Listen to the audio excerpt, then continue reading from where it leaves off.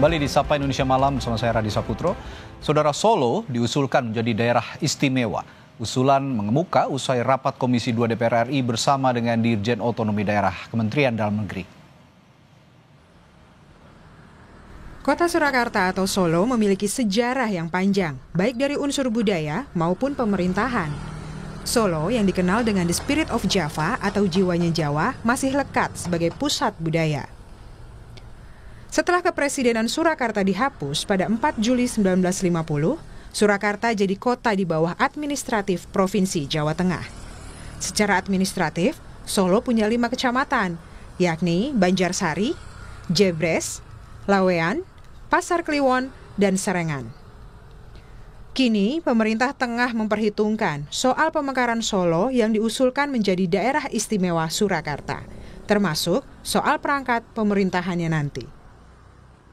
Terus terang saja belum ada yang masuk ke istana maupun ke Setnek.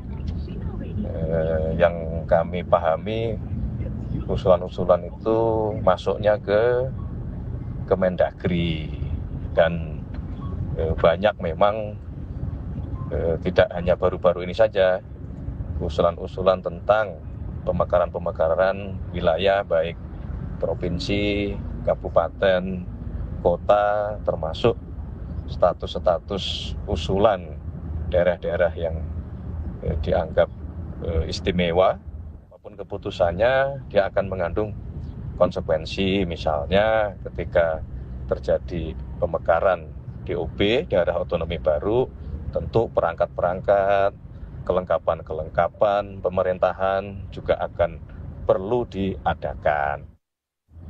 Kita tidak perlu gegabah, pelan-pelan, usulan kita pelajari, kita cari jalan terbaik, terutama kita harus memperhitungkan banyak faktor.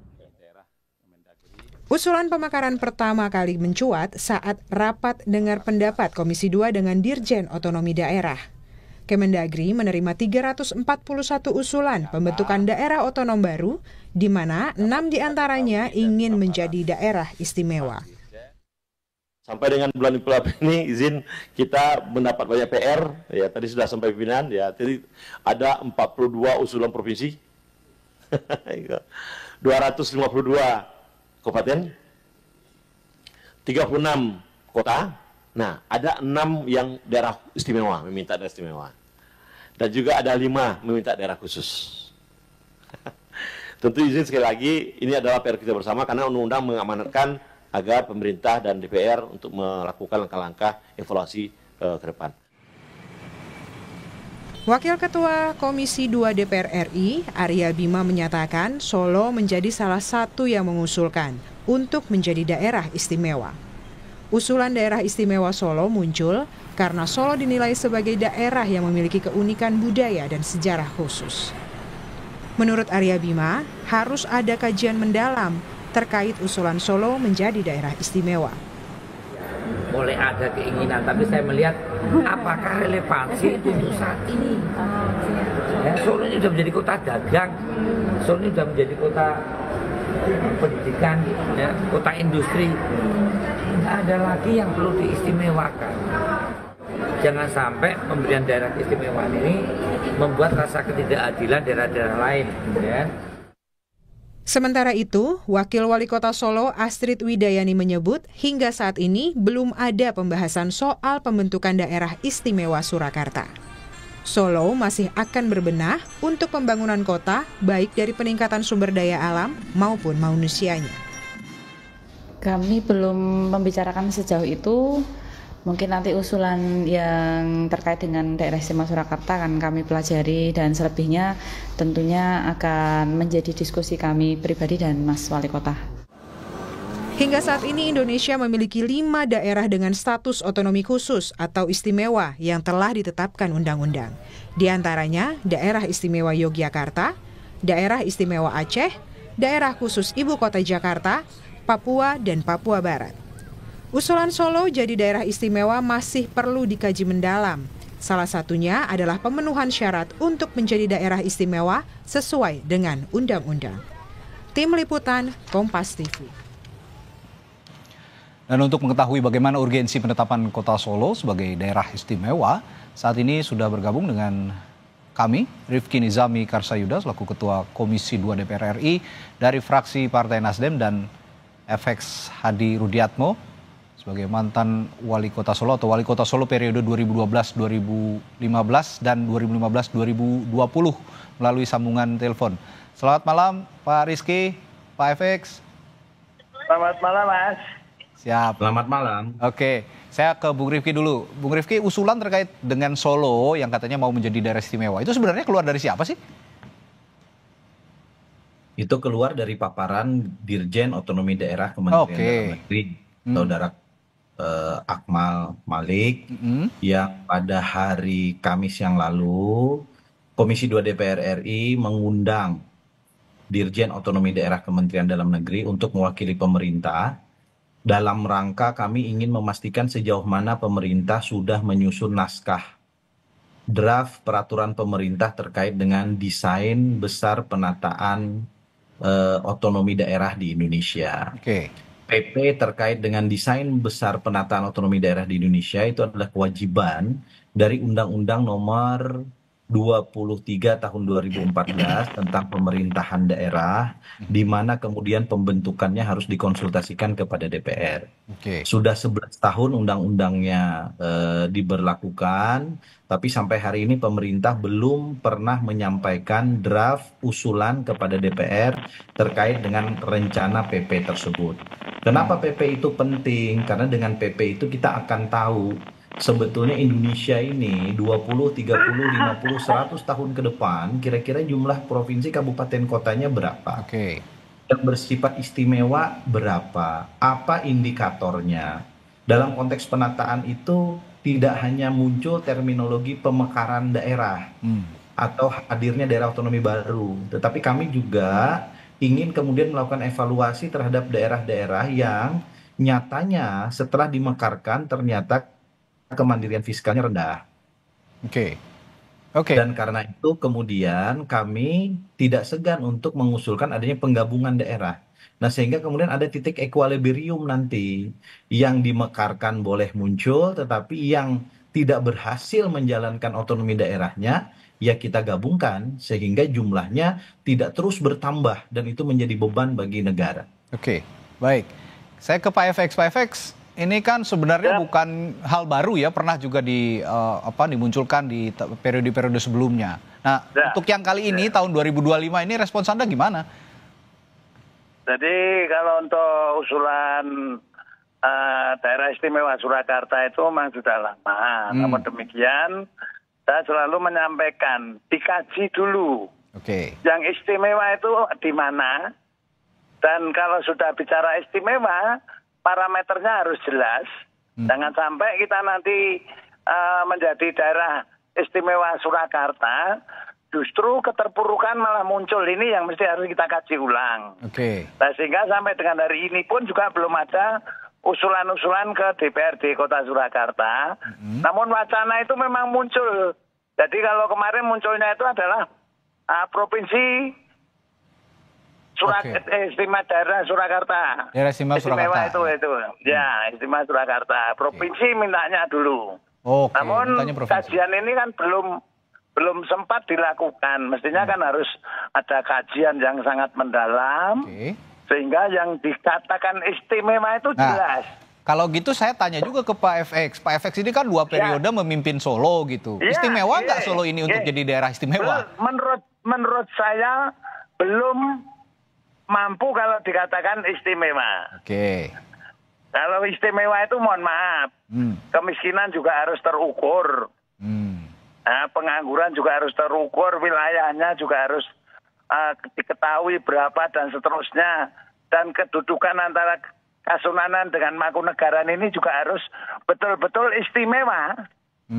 Itu loh. Jadi sampai saat ini kita masih berbenah kalau untuk budaya yang ada di Solo. Wajar kalau semua mengusulkan daerah istimewa Surakarta, kita setuju saja. Namun mesti harus ada kajian yang dan parameter yang jelas, begitu ya? Iya, betul. Nah, ini Bung Rifki, Pak FX ini juga katanya belum istimewa karena ini dua periode mimpin Solo juga masih belum istimewa karena melihat parameter-parameter tadi yang sudah diungkapkan. Gimana nih, Bung Rifki? Yang jelas, satu daerah istimewa itu harus disahkan dalam bentuk sebuah undang-undang. Ya. Dalam proses legislasi nasional kita, pertanyaannya siapa yang mengusul? DPR sampai hari ini Komisi 2 terutama yang saya pimpin itu belum ada menyampaikan ini, baik memasukkannya dalam program legislasi nasional, apalagi dalam konteks yang lebih lanjut dalam konteks pembahasan. Tadi Saudara Mensesnek juga membuat pernyataan bahwa pemerintah juga belum sama sekali melangkah untuk menyiapkan satu usulan rancangan undang-undang terkait dengan daerah istimewa Surakarta. Nah, karenanya menurut saya sebagai sebuah usulan yang masih sangat prematur, yang disampaikan kepada Kementerian Dalam Negeri, yang kita juga tadi terkonfirmasi melalui Ibu Wakil Wali Kota Bu Astrid, bahwa nyatanya juga tidak diusulkan secara formil oleh pemerintah Kota Surakarta, juga saya pastikan juga belum pasti dilakukan paripurna pengusulan oleh DPRD Kota Surakarta, yang tentu nanti juga harus diusulkan oleh Gubernur Jawa Tengah dan DPRD Provinsi Jawa Tengah, maka usulan ini masih sangat prematur. Sebagai sebuah diskursus silahkan, tetapi yang ingin saya katakan adalah dalam konteks program legislasi nampaknya masih sangat jauh. Anda mendapatkan laporan dari pemerintah Kota Solo sendiri, ini belum menjadi usulan serius sebenarnya, tapi kenapa tiba-tiba muncul dari Kementerian Dalam Negeri? Anda sudah ada konfirmasi kepada Kementerian Dalam Negeri, mengapa tiba-tiba ini diusulkan dari sana? Sudah, pernyataan Dirjen Akmal Malik itu kan begini, beliau kan menyampaikan ada 341 proposal masuk ke Kemendagri. Yang namanya proposal itu kan harus kita cek bagaimana kelengkapan administrasinya, dikaitkan dengan ketentuan peraturan perundang-undangan. Mohon maaf, banyak sekali daerah di Indonesia yang beberapa perwakilan masyarakatnya membentuk panitia pembentukan provinsi, pembentukan kabupaten, pembentukan kota, yang kemudian mereka atas dasar semangatnya kemudian membuat proposal disampaikan ke Kemendagri. Yang masuk ke Komisi 2 juga tidak sedikit, ratusan proposal juga, karena biasanya selain ke Kemendagri kan dimasukkan ke Komisi 2. Tetapi kami mengerti betul bagaimana tahapan pembentukan satu daerah otonomi baru, terlebih yang bersifat istimewa. Nah, karena itu ingin saya katakan sebagai Ketua Komisi 2 DPR RI, dalam proses legislasi ini masih belum sama sekali masuk dalam tahapan proses legislasi kita. Ini kan banyak sekali ya Pak Bung Rifki ya, 341 usulan begitu kira-kira. Tapi dalam pembahasan di Komisi 2 sendiri, Anda sebagai pimpinan Komisi 2, dari kondisi bangsa yang saat ini sedang kondisinya seperti ini, apakah ini masih relevan usulan-usulan ini? Makanya kita harus punya desain besarnya dulu, sehingga kita bisa tahu yang ideal untuk Indonesia itu berapa provinsi sih, di dalamnya berapa daerah istimewa sih. Kalau kemudian ini sudah overload daerah kita, baik provinsi maupun kabupaten kota, kan di undang-undang juga tidak diharamkan yang disebut dengan penggabungan daerah. Yang dulunya misalnya satu kabupaten sekarang jadi 5 kabupaten, ternyata 3 di antara 5 itu tidak memiliki kemandirian fiskal, kemiskinannya masih tinggi, pelayanan publik juga tidak cenderung baik. Nah, maka kemudian kita masih bisa berpikir untuk melakukan terapi politik dan hukum yang lebih baik. Nah, karena itu kemudian bagi kami, kita harus segera merumuskan equilibrium norma yang memiliki keseimbangan antara keinginan memekarkan pada satu pihak dan kemudian kebutuhan bangsa ini, termasuk kemampuan fiskal nasional kita di masa depan. Pak FX, Anda pernah menerima nggak sih aspirasi dari masyarakat Kota Solo dan di Surakarta begitu, ketika Anda memimpin Solo 2 periode itu, pernah nggak ada aspirasi bahwa ini layak loh menjadi daerah istimewa? Dulu ada wacana usulan untuk provinsi daerah istimewa Surakarta. Tapi baru wacana, namun saya tetap selalu sampaikan, kalau memang kita mau melakukan sebuah usulan, tahapannya harus dipenuhi dulu.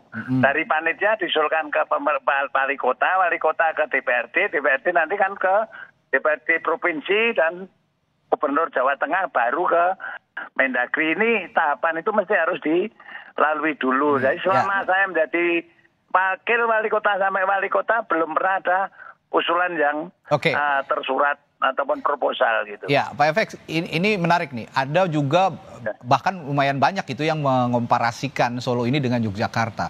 Ketika Yogyakarta ini punya ibaratnya punya keraton, punya kerajaan begitu ya. Solo juga kan punya, tetapi setahu saya, koreksi kalau saya salah, ini tidak terlalu aktif lagi begitu. Nah, mengingat sejarah pembubaran DIS ya, dulu ada namanya DIS itu pada tahun 1946. Akibat gerakan, ya betul, akibat gerakan anti monarki. Nah, bagaimana Anda melihat kesiapan masyarakat Solo untuk menerima status daerah istimewa? Apakah sudah siap apa belum?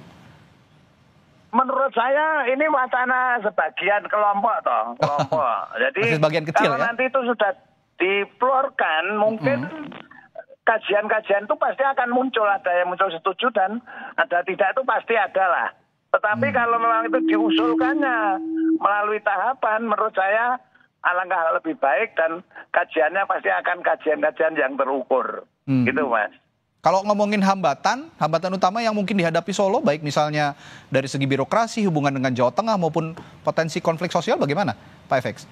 Ya, kalau untuk masalah hambatan nampaknya kalau memang ini semua sudah melalui kajian yang mendalam dan usulannya tahapannya jelas, tinggal pemerintah pusat itu menyetujui atau tidak, sebetulnya itu aja.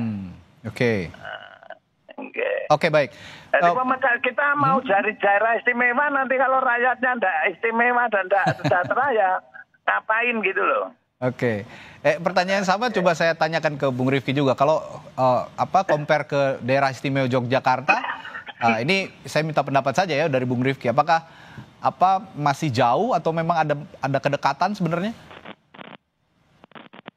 Yogyakarta itu dari awalnya menjadi provinsi sudah istimewa. Karena ada konsensus sebelum politik. Republik ada itu sudah istimewa, Pak. Ya. Betul. Karena pada saat kemudian tahun 45 kita merdeka, Hamengkubuwono ke-9 dengan segala upayanya mempertahankan NKRI dan seterusnya, itulah yang kemudian menjadi keistimewaan. Dan itu kita pertahankan karena alasan sejarah yang begitu kuat. Nah, Surakarta punya akar sejarah yang kuat juga, tetapi politik hukum kita itu menempatkan Surakarta hanya sebagai kota. Bahkan dulu Karesidenan, sekarang masing-masing jadi kabupaten dan sekarang hanya jadi kota Surakarta. Ketika kita ingin naikkan menjadi istimewa, apakah itu menjadi provinsi atau kota yang istimewa, maka tentu perdebatannya akan sangat panjang. Termasuk pilihan politik hukumnya tidak mudah. Itu yang ingin saya katakan. Baik. Nah, kalau melihat tadi banyaknya usulan daerah otonomi baru begitu, kira-kira apakah ada rencana untuk membuka kembali moratorium pemekaran daerah? Karena dengan situasi kondisi bangsa yang saat ini sedang tidak baik-baik saja sebenarnya. Kalau kami di Komisi 2 yang kami kedepankan desain otonomi daerahnya dulu, desain besar otonomi daerah. Kasarnya kita harus punya polanya dulu. Karena kita tahun 99 sampai dengan 2013 kita menghadirkan pemekaran wilayah tanpa pola. Kita jor-joran menghadirkan kabupaten, itu dulu jumlahnya 243, sekarang jumlahnya sudah 400 sekian. 400 ya, betul. Kita punya kota dulu cuma 59, sekarang 93 kota. Dulu kita cuma punya 26 provinsi, dulu sebelumnya 27, Timur Leste lepas, sekarang sudah punya 38 provinsi. Dan itu kita nggak punya pola nasional atas kebutuhan itu. Di sebagian tempat motivasinya motivasi politik dibanding kemudian kebutuhan pelayanan publik dan peningkatan kesejahteraan rakyat. Itu dia ya. Dan karena itu kan tidak haram untuk kita evaluasi sekarang semua itu. Untuk kemudian baru kita bikin desainnya dan baru kita letakkan ini semua secara objektif, kira-kira kebutuhan bangsa ini bagaimana terkait dengan jumlah provinsi, kabupaten, kota ke depan untuk nasib kita bersama di masa yang akan datang. Ya, yang paling kentara adalah ya efisiensi anggaran yang sekarang juga sedang digaungkan oleh pemerintah. Ini efisiensi anggaran itu tali temalinya sangat kuat dengan pemekaran wilayah. Betul. Kenapa? Pakat. Karena kemandirian fiskal di daerah kita itu hanya lebih kurang 30% provinsi, kabupaten, kota yang fiskalnya di atas 60%. Jadi ini akan ada lebih dari 30% yang fiskalnya di bawah 6%. Jadi banyak yang PAD-nya itu cuma 4%, 5%, 3%. Artinya 90 sekian% itu adalah dana APBN yang ditransfer ke daerah. Oke. Nah, ketika kemudian APBN-nya direfocusing dan diefisiensikan, daerah kena imbas. Dan karena itu ini semua tentu akan menjadi indikator untuk kita semua merumuskan kebijakan terkait dengan pemekaran maupun penggabungan daerah provinsi, kabupaten, kota ke depan. Komisi 2 sangat concern terkait dengan hal tersebut. Nah, kalau gitu Pak FX, kalau tadi kata Bung Rifki bahwa banyak usulan pemekaran, mungkin ya salah satunya juga daerah istimewa Solo ini ya, itu motifnya banyakan motif politiknya daripada untuk memberikan kesejahteraan masyarakat. Anda sepakat ya? Ya, jadi pokoknya kalau saya hanya mengusulkan, mumpung kebetulan ini, pemekaran dan lain sebagainya, itu mohonlah. Jangan kepentingan politik dulu yang didahulukan, namun bagaimana menyejahterakan rakyatnya itu loh. Oke.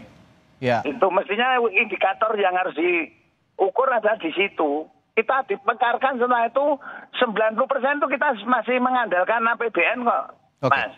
Baik, kesimpulan perbincangan kita malam hari ini dari dua narasumber saya adalah bahwa kalau boleh saya simpulkan bahwa usulan daerah istimewa Solo ini juga masih harus dikaji lebih mendalam dan masih belum cukup relevan untuk diwujudkan, begitu kira-kira. Baik, terima kasih Bung Rifki dan juga Pak FX sudah berbagi perspektifnya malam hari ini Sapa Indonesia Malam. Sampai jumpa lagi Bapak-Bapak. Pak Rudi, terima kasih. Sampai ketemu. Terima kasih. Selamat malam.